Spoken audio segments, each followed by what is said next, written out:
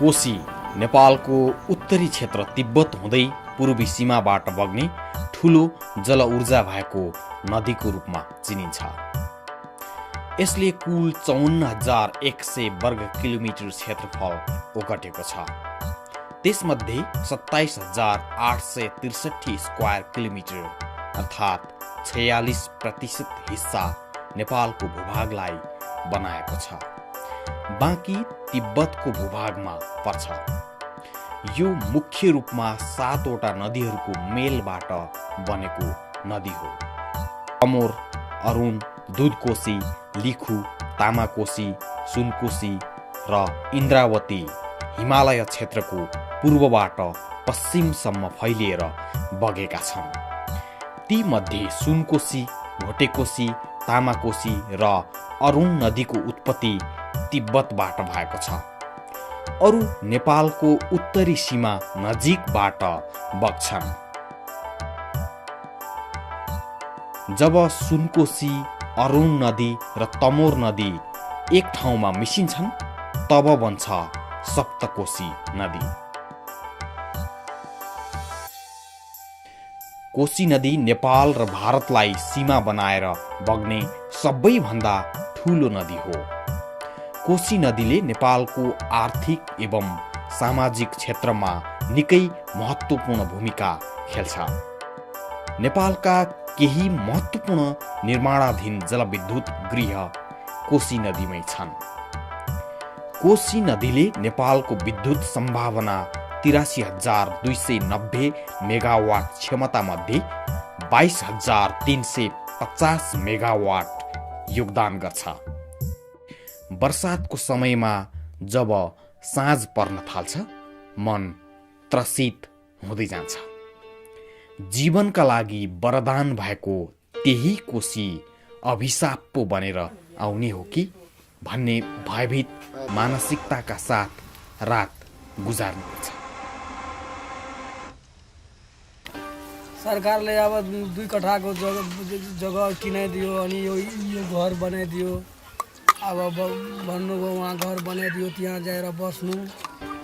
जग्गा भयो यहाँ लाने जग्गा छ, कहिले पनि सार्न सक्छ मान्छे। यहाँ नम्बरी जग्गा बनाइदिन्छु।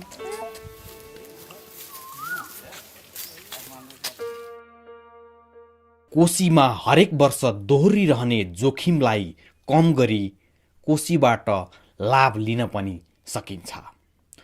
कोशीको बाढी यसको आर्थिक, सामाजिक, अन्तर्देशीय एवं वातावरणीय प्रभाव लगायतका विषय र प्रभावित क्षेत्रको यथार्थता प्रस्तुत गर्नका लागि एउटा अनुसन्धान भइरहेको छ। विश्वव्यापी रूपमा जुन जलवायुमा परिवर्तन आइरहेको छ त्यो परिवर्तनले नेपालका पनि यो आर्थिक, सामाजिक सबै क्षेत्रहरूलाई छुनेछ। विशेष गरेर यसको असर जलस्रोतमा अझ बढी हुनेछ। त्यो अर्थमा हामी एकातिर जलस्रोतको विकास गरेर देशको समृद्धिका कुरा गरिरहेका छौँ भने अर्को विश्वमा जुन भइरहेको जलवायु परिवर्तनको कारणले यो क्षेत्रलाई अब विशेष किसिमको प्रभाव पार्नेछ र अझ हामी हाम्रो जुन ऊर्जा आवश्यकता अनि त्यसपछि सिँचाइको आवश्यकता यी कुराहरूलाई महसुस गरेर ठुला ठुला ड्यामहरू बनाउन पर्ने हुन्छ। त्यो जुन जलाशययुक्त जुन बाँधहरू बाँध्न गइरहेको छौँ तिनीहरूमा कस्तो किसिमको प्रभाव पर्न जान्छ। त्यो त्यस्ता किसिमका पूर्वाधारहरूमा पर्ने प्रभावलाई कसरी जुन न्यूनीकरण गर्ने, जुन जलवायु परिवर्तनको कारणबाट पर्ने जुन प्रभावलाई न्यूनीकरण गर्ने दिशामा र त्योसँग अनुकूलन हुने के कुराहरू गर्न सकिन्छ त्यसमा ध्यान दिन जरुरी छ। त्यसैलाई मध्यनजर राखेर हामीले disaster risk reduction and climate change adaptation in Koshi river basin भन्ने यो एउटा अनुसन्धान नेपाल विकास अनुसन्धान प्रतिष्ठानले सुरुवात गरेको छ। यो climate and development knowledge network र स्टार्टको सहयोगमा यो सुरुवात गरिएको यो अनुसन्धान हो। कोशीले विभिन्न कालखण्डमा पटक पटक हजारौं बिघा उब्जायुक्त जमिनलाई बगर बनाइदिएको छ अनि थुप्रै मानवीय क्षति समेत गरेको छ। 2011 सालको बाढीमा पनि एक हप्तासम्म यो सारा क्षेत्र डुबानमा परेको थियो। त्यति बेला कोशी ब्यारेज भने थिएन। त्यसपछि बल्ल तटबन्ध निर्माण गरिएको थियो। 18 फिट अग्लो पानी जमेको थियो। भारतले कोशी ब्यारेजको ढोका थुनिदिएपछि ठुलो जनधनको क्षति भएको थियो। त्यसपछि 2065 साल भदौ 2 गते अर्को ठुलो बाढी आयो। मानव बस्ती पुरै पुछेर लग्यो, बगर बनाइदियो। भयानक बाढीको 4770 क्युसेक पानी सुनसरी जिल्लाका कुसाहा, लौकी, घुस्की, श्रीपुर, हरिपुर, नरसिंह, मधुवन र बसन्तपुर गाविसमा पसेको थियो। सन् 2008 अगस्त 12 देखि परेको वर्षात र छाडिएको पानीको औसत हेर्दा यसपटक पनि कोशी ब्यारेजमा सम्झौता अनुरूप पानी नछाडिएको कारण लाखौं मानिसहरू घरबार विहीन बने। 5475 हेक्टर कृषियोग्य जमिनलाई बाढीले पूर्णतया प्रभावित पार्यो। यदि रातमा बाढी आइदिएको भए ठुलो मानवीय क्षति हुने थियो।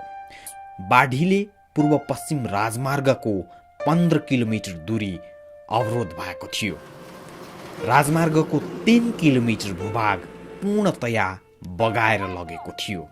यस्तै सुनसरीको कोसीटप्पु वन्यजन्तु आरक्षका जङ्गली जनावर र तिनका वासस्थान समेत बगाएर लगेको थियो।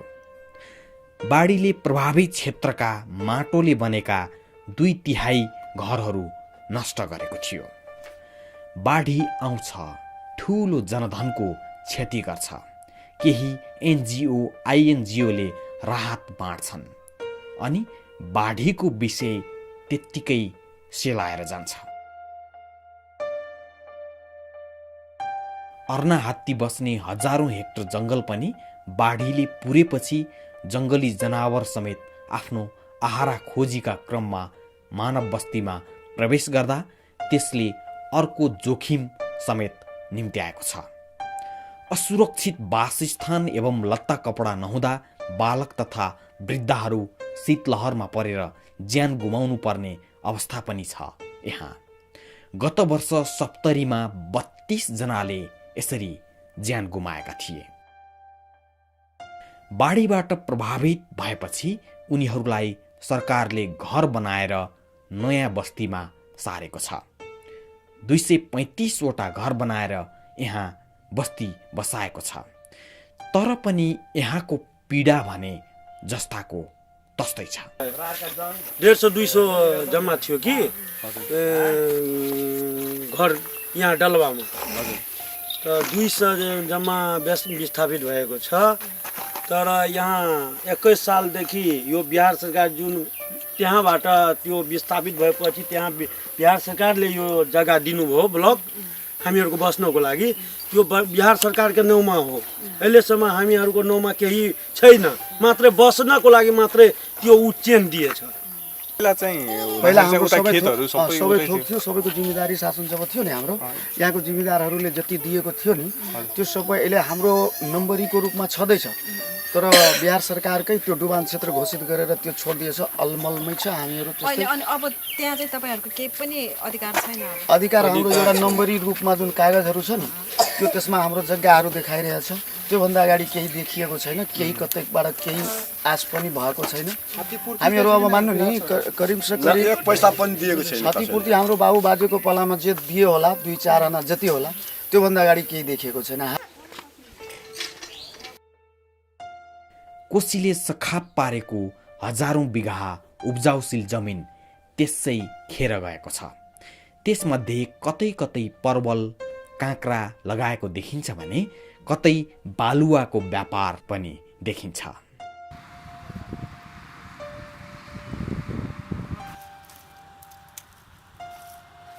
बाढी आउनुभन्दा अगाडि यहाँ के बारे थियो? त्यति बेला पनि ठिकामै लिइराख्नु? होइन, त्यो बेला हामी थिएन। त्यही बेला चाहिँ आफै गर्दै थिएँ अनि ठिकासिका पनि लगाउँथ्यो अरू मान्छे गर्दै थिए हामीहरू गर्नु थिएन यो बलुवा पऱ्यो यो परवल मात्रै गरेको बाँध चाहिँ फुटेको कहाँबाट बारी बाल त्यहाँ माथि फुटेको त्यहाँ सफा हेर्दैन त्यहाँ सफा त्यो फुटेको त्यो कुसा अफिसको अलिक तलतिर त्यहाँबाट फुटेर यहाँ सबै पानी सबै पानी त्यतिखेर के धान बाली लाउँदै थियो अब धान भन्ने लगाउँछ धानहरू सबै लग्यो धानहरू सबै लग्यो अब लगेपछि अनि तपाईँले यो बाली के अरे पानी सबै गएपछि अनि यो फेरि परवल खेती सुरु गर्नु यो परवल खेती सुरु गर्ने तपाईँलाई कसले भनेर गरे आफै गर्नुभयो आफै गरेको अब यस्तोमा चाहिँ परवल खेती हुन्छ भनेर हुन्छ भनेर आफै गरेको अरू साथीहरू गाउँको मान्छेहरू तलतिर गर्दै थियो कि उनीहरूले हेरेर हामीहरू पनि सुरु गरेको अनि यो परवल चाहिँ छ नि यो वर्ष तपाईँको चाहिँ कति उत्पादन अहिलेसम्म त एक कट्ठामा कति फल्छ भन्नु एक कट्ठामा अब हेर्नुहोस् यो लत्ती छ उसको त ग्यारेन्टी दिनु सक्दैन फलेदेखि त कट्ठामा 10 मनसम्म पनि फलिहाल्छ सालभरिमा नभए त यस्ता त 2 मन 4 मन त फलिहाल्छ 4 मनसम्म त फलिहाल्छ यसपालि अहिले राम्रै फलेको छ यसमा अनि के अनि मल जल त्यस्तोहरू कतिको मेहनत अहिले त मल सल केही हालेको छैन अलिअलि कुनै रुखमा अलिअलि त्यो एकचोटि ल्याएर त्यो रोपिहालेको अब यो चाहिँ जति छ नि यो रुख चाहिँ जम्मै सुकेपछि यो पाकेपछि यसले सब जम्मै काटिदिने जम्मै गरिदिने यो बिरुवा मात्रै त्यो तल बचियो अनि त्यहीबाट फेरि निस्क्यो फेरि यहाँ ताम मरेको जुन ठाउँमा फेरि नहालिदियो अनि त्यो सधैँ हुन्छ कि मतलब कति वर्षसम्ममा यो तपाईँको चैतदेखि फल्नु थाल्छ यो तपाईँको भादो आश्विनसम्म यो फल्छ कार्तिक से दसैँसम्म फल्छ मैले अघि भने नि त अनि लाउन चाहिँ यो आश्विनमै लगाएको हो यो वर्षलाई जति वर्षा भए पनि अब बालुवा यसमा पानी त जम्दै पानी आयो